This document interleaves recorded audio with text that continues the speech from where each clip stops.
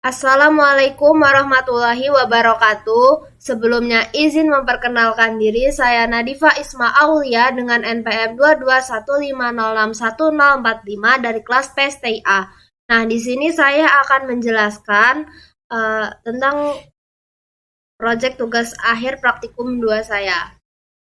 Nah, di sini saya membuat sebuah diagram CDM yang mana di sini terdapat 16 entitas, yaitu entitas sisa kursi, entitas gerbong, entitas kursi, entitas detail pesanan, entitas reservasi, entitas pemesan, entitas jadwal, entitas kereta api, entitas kelas, entitas tarif 1, entitas penumpang, entitas tarif 2, entitas jurusan, entitas kelas asal, entitas kelas tujuan, dan yang terakhir yaitu entitas stasiun.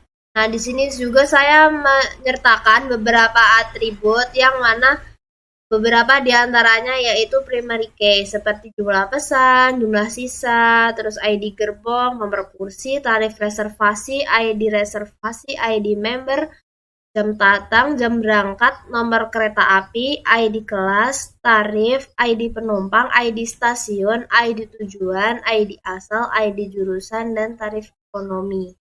Oh ya, di sini juga di entitas penumpang ada primary key atributnya yaitu ID penumpang.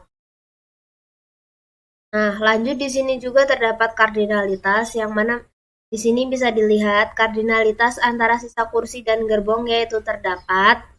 Begitupun dengan kardinalitas antara gerbong dengan kursi juga sama. Lalu antara entitas kursi dengan entitas detail pesanan di sini terdapat kardinalitas yaitu dimiliki. Nah, di entitas detail pesanan dan reservasi terdapat kardinalitas mencari. Antara entitas reservasi dan entitas pemesan terdapat kardinalitas yaitu melakukan. Lalu antara entitas jadwal dan entitas kereta api terdapat kardinalitas keberangkatan. Antara entitas kereta api dan tarif 2 ini terdapat entitas memberlakukan. Antara entitas kelas dan tarif 1 itu terdapat kardinalitas harga 3. Antara tarif 1 dan penumpang ada kardinalitas berupa kelas. Lalu di sini juga ada entitas stasiun yang mana dia terhubung dengan beberapa entitas lain, tapi mungkin aku nggak bakal jelasin semuanya soal kardinalitas karena di sini kardinalitasnya itu banyak banget ya. Nah, oke, jadi selanjutnya saya akan mengenerate diagram tersebut ke dalam bentuk physical data model atau PDM. Pertama kita klik menu tools, lalu kita pilih model pilih physical data model. Nah, karena sebelumnya aku udah pernah update ke ini PDM, jadi aku bakal pilih yang update existing physical data model. Jadi aku klik OK aja kalau udah sesuai.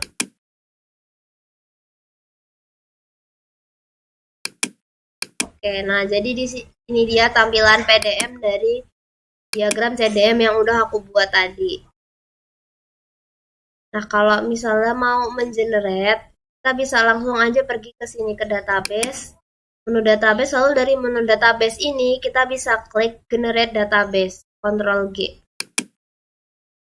Nah, di sini juga kan ada pilihan nih, general directory-nya ini menampilkan tempat itu penyimpanan dari dokumen ini, terus dengan file namanya yaitu tugas akhir praktikum 1 berdasarkan materi yang dari jurnal, judulnya yaitu stasiun. Kalau udah sesuai lalu klik OK.